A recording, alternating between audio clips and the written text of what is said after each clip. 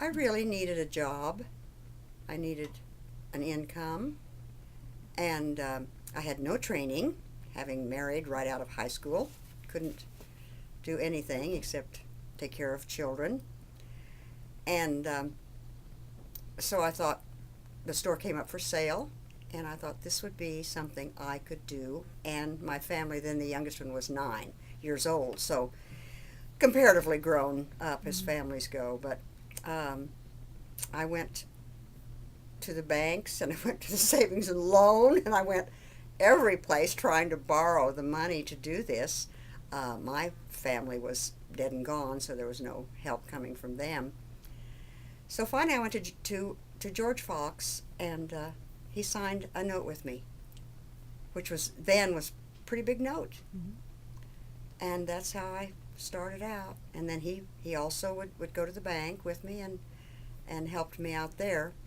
Part of the problem was I was a woman, and that was a big deal then, and the fact that he was such a long time resident of Kinsley and of Edwards County undoubtedly helped. But he could have, he was able to come up with the money to lend, but it was all paid back, and eventually in the years, and I had a lot of wonderful customers.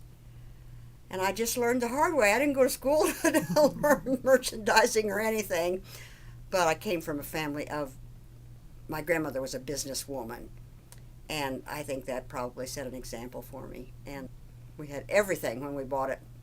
We didn't buy any of their stock. We had to stock it.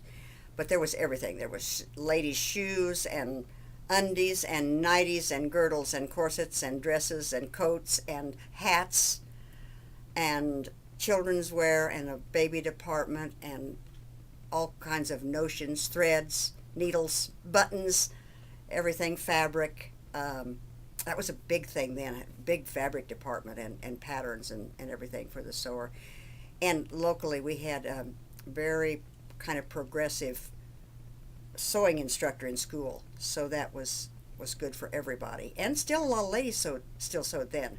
It wasn't, it's become an art. Even making your own clothes has become a real art now, where in those days it was out of necessity generally, or because they liked to. We just fogged ahead, and as things changed, we changed, and when shoes stopped selling in a small town, we stopped selling shoes, closed out that department, and moved things around in the store and lowered the ceiling and put up some walls and shut a department and just kept doing what needed to be done to keep it profitable and keep it going. And had a wonderful employee. Flavius Little was with me for 17 of those years, I believe. Had a lot of good employees, and high school girls who were needing a job, wanting a job, and really applied themselves and did a darn good job. And that was 25 years of that. It was worth every minute of those 25 years.